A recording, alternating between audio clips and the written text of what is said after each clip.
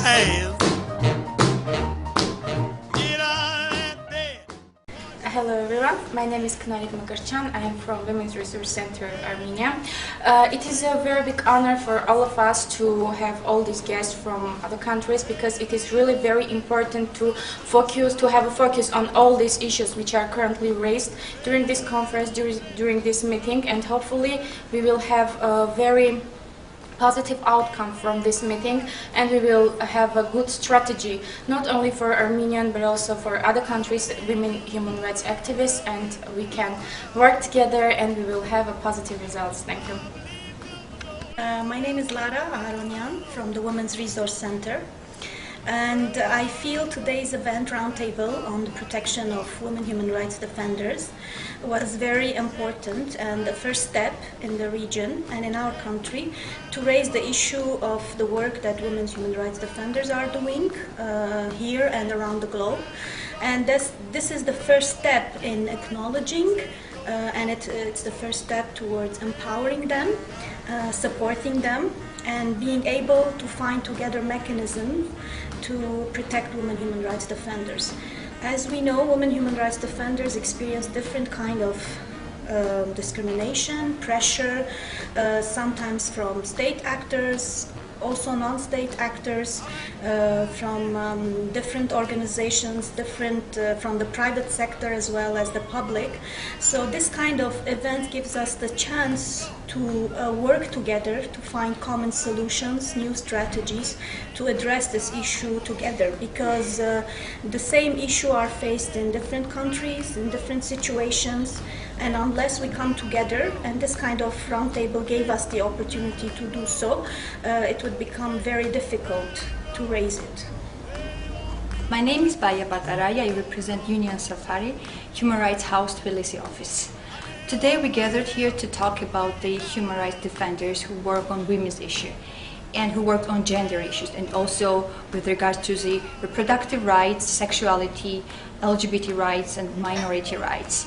And it should be highlighted that women have much more problems when they are activists and when they are human rights defenders compared to men. And we need strategies and we need vision and cooperation with each other in order to overcome these problems. I'm Amikon Novsepian. I represent Pink Armenia and Human Rights House Yerevan. Women human rights defenders face a lot of difficulties and challenges in Armenia because of taboos, stereotypes and unwritten values that we have in our society. Men and women are still not equal in our society, and there are different perceptions. That's why, for example, gender equality law was manipulated in Armenia by extremist groups, pro-Russian groups, and again, women human rights defenders were the one who suffer. The word gender was manipulated and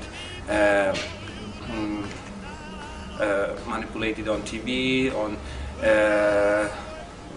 generally in society, and all the attention and pressure was put on women's organizations and women human rights defenders. What I think that our government should do, first of all, they have to strengthen the mechanisms of protection of human rights defenders, and especially women human rights defenders. They have to take serious UN resolution about human rights defenders and take measures to work on that issues in Armenia. Also, Armenian Apostolic Church should stop promoting intolerance toward women and toward minorities. They have to promote respect and believe that human rights is the core value for everybody.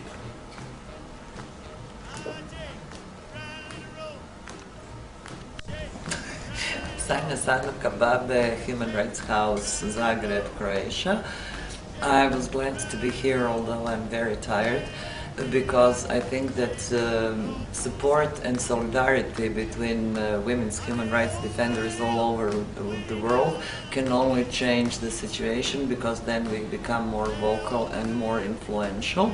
And it was also important to show that this resolution should not remain just on a paper with nice signatures of representatives of different governments, but that it should really be incorporated in laws in each country and implemented afterwards, because women's human rights defenders face very different threats than male human rights defenders, who also suffer a lot. They're usually put into prison, they face torture, but these ways and strategies used to fight against women's human rights defenders are not recognized, has not been recognized so far, even by international community, and it's important that we talk and show how it's brave and courageous of women not to withdraw and to continue to protect women and the gender equality.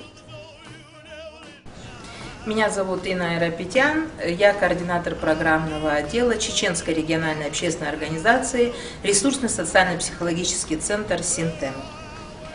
Я считаю, что основная проблема женщин-правозащитниц Чеченской Республики в том, что мы действуем разрозненно пока, каждый индивидуально в рамках своей деятельности. И было бы неплохо, на мой взгляд, если бы мы могли бы объединить свои усилия и не только на региональном уровне, но и на межрегиональном и международном уровнях.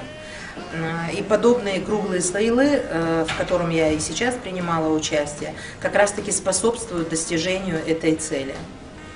Поэтому было бы неплохо, если бы мы могли бы на межрегиональном уровне между Северным и Южным Кавказом как можно больше устраивать подобных мероприятий, чтобы мы знали друг друга, чтобы мы имели систему перенаправления в будущем эффективную, которая будет помогать тем женщинам в трудных ситуациях, которые к нам обращаются.